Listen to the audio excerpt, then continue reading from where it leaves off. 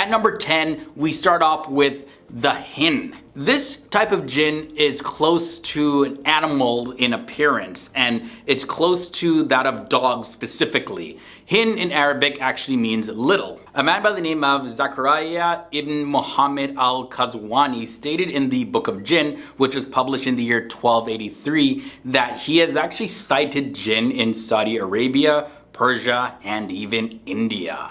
Coming in at the number 9 spot, we have Ghoul. In Arabic, Ghoul refers to an evil demonic spirit. This type of Djinn is known for its shape-shifting, cannibalistic, and blood-drinking abilities. This Djinn is said to be surviving on blood and flesh of human beings, especially travelers, as well as children, and even corpses. This Djinn can appear to people in many forms and lure them into deserts where they can cause a whole lot of destruction and chaos on that person. In Persian books, a ghoul is defined to have donkey-like legs and horns like a goat, and this Djinn is even mentioned by the Prophet Muhammad. There's one hadith in Sahih Muslim 2222 that says, "There is no infection, no serpent in a hungry belly, and no ghoul." From there, let's look at the Djinn. This is a type of Djinn that is a shapeshifter, and it usually lives in deserts, and it appears in the forms of a whirlwind and even in the form of white camels. The Djinn, they can hide anywhere and even are able to reveal oases in the desert to kind of trick people, and they think that they're seeing some water, but it's really not. Yeah, it's the power of a Djinn. These Djinns are enemies of ghouls and are actually open-minded about humans, and also among the first Djinn to be encountered by humans. Number 7 leads us to Marid. Marid in Arabic means rebellious, and this type of Djinn is very powerful and actually very huge in size. They are mentioned in pre-Islamic mythology, and according to that information, Marid are described as the most powerful type of Djinn with great powers. They have free will, but can be compelled to perform little tasks, depending on how compelling the person is. Next up, we have the Ifrit. This Djinn is an infernal type of Djinn, which is very powerful and also very cunning. These are also known as enormous winged creatures of fire. These Djinns reside underground and are usually found in societies structured along the ancient Arab tribal lines. And normally these Djinns marry other Djinns, but they can also marry human beings sometimes. Humans even have the capacity to enslave these Djinns and even take their lives.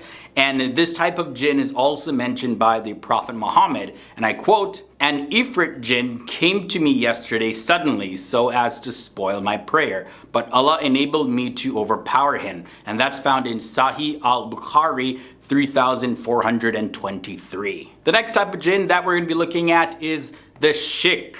In Arabic, Shik means split, and if we look at the appearance of a Shik, then you can definitely know why that word relates to it. This Djinn looks like a monstrous half-formed creature, hence split.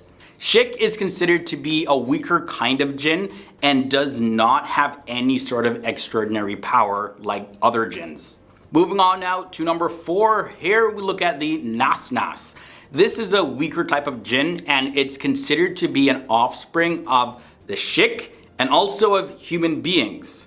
According to Edward Lane, the 19th century translator of the 1001 Nights, a Nasnas is half a human being, having half a head, half a body, one arm, and one leg, with which it hops with much agility. In the Hadramaut, which is a region in South Arabia, they were hunted and even eaten. A Nasnas species having wings like bats also lived on an island in the Sea of China. And they walk around by jumping and hopping with very great speed actually, and they were commonly found in Yemen and sometimes in other non-Arab countries. Up next, we have the Pelis. The Pelis is a desert-dwelling vampiric foot-licking Djinn. According to the legend, it has very low intelligence and can easily be outsmarted. By licking the soles of the feet of people sleeping, it can attack them and drain their blood. But like I mentioned, they're easily outsmarted. So if two people are sleeping and they keep their feet together, or if they cover their feet somehow, well, then this jinn can be easily outsmarted and they're like, well, I guess this person doesn't have any feet, and then they keep it moving. Number 2 leads us to the Silat. These are the smartest shapeshifter creatures that can mimic human appearance very easily. These spirits are considered to be among the most malicious type of jinn, and they are described as gifted shapeshifters who frequently appear in human and female forms. Despite their impressive shapeshifting capabilities, they can be identified, however, by the animal hybrid appearance that they have. Silat is said to live in the desert, desolate places, and they lead travelers and nomads astray and also seduce and marry men. They can also give birth to half human, half jinn type children as well. Now, finally, at the end, number 1, Shaitan. The biggest devil of all, Shaitan. It is the most mischievous jinn in Islam, and he is mentioned various times in the Quran as well as in the Hadith literature. Iblis is a type of shaitan who is very well known, and the word Iblis is actually mentioned 11 times in the Quran, but the term shaitan is more prevalent. No doubt Iblis is sometimes referred to as shaitan, but both are not interchangeable. The Quran does describe various ways in which devils tempt humans to commit sins, and they teach sorcery, they attack, and they steal. And Iblis, also referred to as Satan in English, or Shaitan, is related to the devils, and he's widely regarded as being the leader of all the devils. And the term Shaitan can also be used for devils in general. According to the Hadith literature, they are responsible for a variety of calamities that may affect somebody. And yes, they have a whole lot of influence, especially over bad things that happen in the world. The jinn have free will, and some are believers and others are even disbelievers. A good example of this would be the being Satan. In Islam, Satan is a jinn who became a disbeliever. Now there's a passage that says, and some of us jinn are Muslims, and some of us are disbelievers who have deviated from the right path. And whosoever has embraced Islam, then such have sought the right path. And that's found in the Quran, Surah 72, verses 14. Now the next thing I want to share is that the jinn are beings that Allah had created before mankind, and he created them out of fire. You can find this in the Quran, Surah 15, verses 27, and it says, and the jinn we created aforetime from the smokeless flame of fire. It's kind of crazy thinking about it, because like we as human beings, like we decay and become the earth once again, but imagine making a being out of fire. Like what sort of texture would their skin be? Are they just constantly hot all the time? But anyways, moving on. Jinn can also see us, but like we can't see them. And you know, the crazy thing is some animal can actually see jinn. Another passage from the Quran, it says, verily he, Satan, and his tribes of jinn see you from where you cannot see them. And that's in the Quran, Surah 7, verses 27. The Hadith also talks about this. It says like, if you hear the barking of dogs or the braying of donkeys during the night, seek refuge in Allah from Satan, for they see what you do not see. So yeah, it looks like animals can see some of these beings at times, and they're just barking, and you're like, what are you barking at? They see something that you don't see. Another Islamic belief about jinn is that every human being is thought to be assigned a special type of jinn from birth, and this kind of jinn is called a qareen, or a jinn comrade. And this jinn, it's not your best friend. This kind of jinn will encourage you to do evil stuff. Even the Prophet Muhammad is said to have had a jinn comrade, but according to Islamic tradition, apparently his jinn converted to Islam, so it became a believer. And having lived, of course, with the human being since birth, these jinn know absolutely everything about them. And this means that anybody that has the ability to communicate with jinn, like let's say a psychic for example, I don't know, could actually ask the jinn stuff about you and just relay it to you. So yeah, they may not necessarily be seeing your future or just know stuff about you. They may be talking to the jinn and you can't even see it happening. One thing I found very interesting is that the Prophet Muhammad's guidance applies to the world of mankind, of course, and also the Prophet Muhammad was sent to the jinn. And the Quran it says, "Say, O Muhammad, it has been revealed to me that a group of jinn listened to this Quran. They said, verily we have heard a wonderful recitation. It guides to the right path and we have believed therein, and we shall never join in worship anything with our Lord Allah." And that's in the Quran, Surah 72 verses 1 to 2. So I alluded to that a little bit earlier where I said Muhammad's jinn converted to Islam. So yeah, I guess that would make sense. Now there's another Islamic prophet who is related to communicating with jinn as well, and that's a prophet Sulaiman, or Solomon in English. In the Quran, Sulaiman is the king of ancient Israel, and he was granted the gift to speak with animals and jinn. God gave him authority over jinn, so Solomon was able to force them to build the first temple. And certain beliefs regarding Solomon and his power over the jinn and everything later actually made its way into folklore, so there's all sorts of legends about this. Jinn are also believed to resemble humans in what they drink and what they eat. They also have children and they can pass away. And they also are subject to the judgment that's going to happen in the end times. So just like it said for humans, they're going to be judged according to their deeds. So if they're judged to be good, they're going to attain paradise. If they're judged to be evil, they get punished with hell. And jinn, they can also appear in the form of animals, which I found was pretty interesting. And that leads me to my next fact. So there are different types of jinn, like some can fly, others can shapeshift, although they cannot appear as the Prophet Muhammad. That's one power that they don't have. There's a passage from the Hadith that explains this. It says, there are three types of jinn. One type that fly about through the air all the time, another type that appears as a snake and dogs, and an earthbound type which resides in one place or wanders about. Another passage from the Hadith says, whosoever sees me, i.e. the Prophet Muhammad, in a dream, then it is me, for the devils cannot appear like me. Now one of the scariest things about jinn, probably the most scariest thing about the jinn, is that people can actually be possessed by them.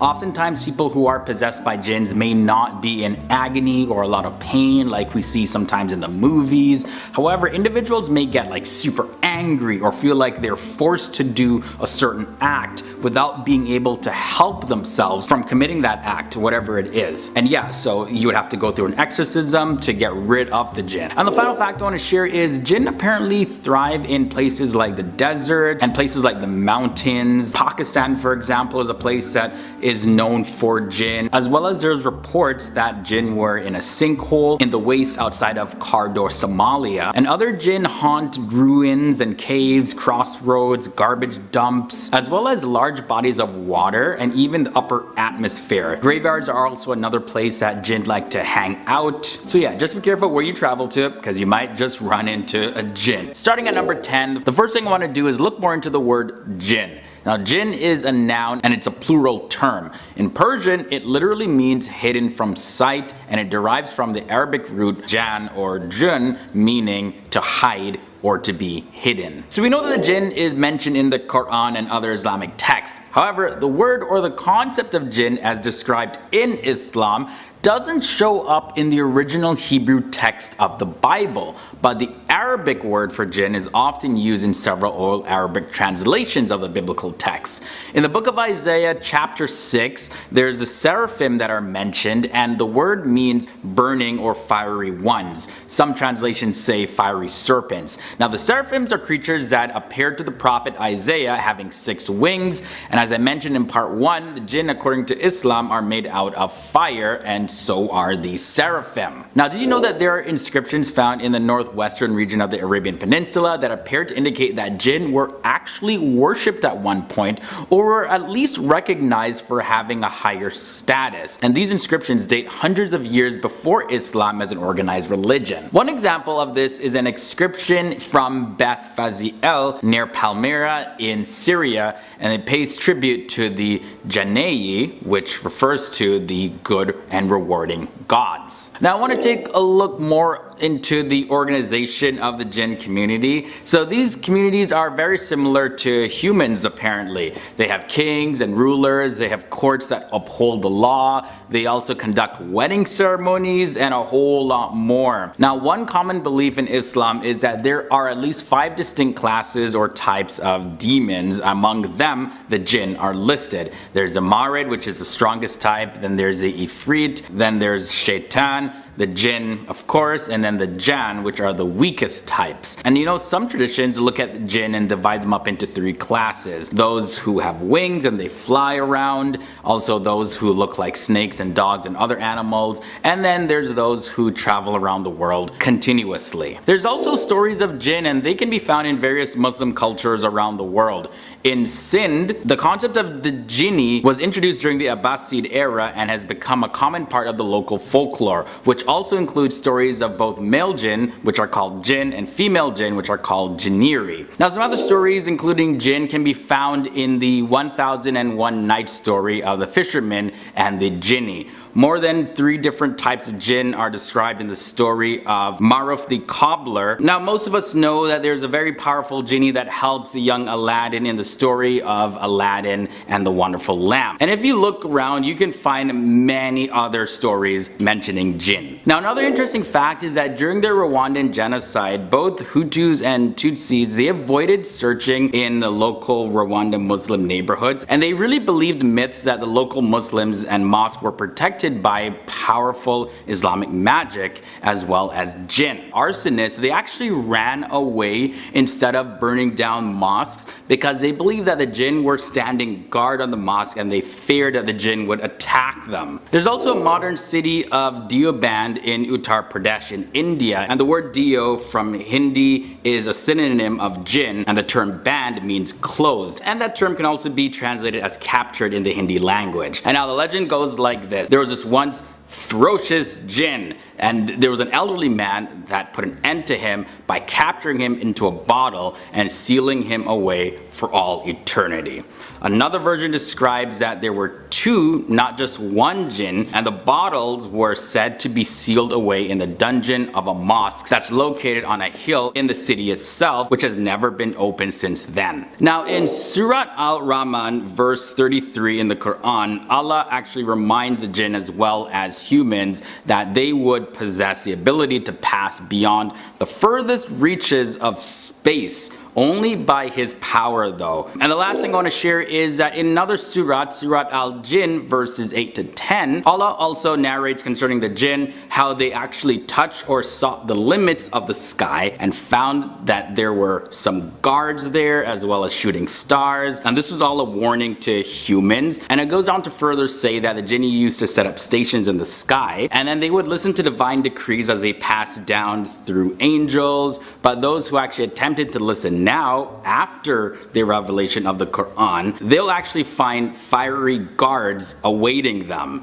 So the Quran forbids association with God and advises people to not worship jinns at all. And the Quran says, and they imagine kinship between him and the jinn, whereas the jinn know well that they will be brought before him. And that's in the Quran, Surah 37, verses 158. Starting at number 10, did you know that there's a belief that there are several types of jinn, not just jinn as a blanket term? No, there are different types of jinn, like some that can fly, others that can shapeshift. Although it is believed by Muslims that those that can shapeshift in human form cannot appear as the Prophet Muhammad. And over in the Hadith, it supports this belief. There's a passage that says there are 3 types of jinn. One type that fly about through the air all the time, another type that appear as snakes and dogs, and an earthbound type which resides in one place or wanders about. Also, there is a belief that jinns are assigned to humans. It's believed that every single human being has a jinn assigned to them, specifically a kind of jinn called a qareen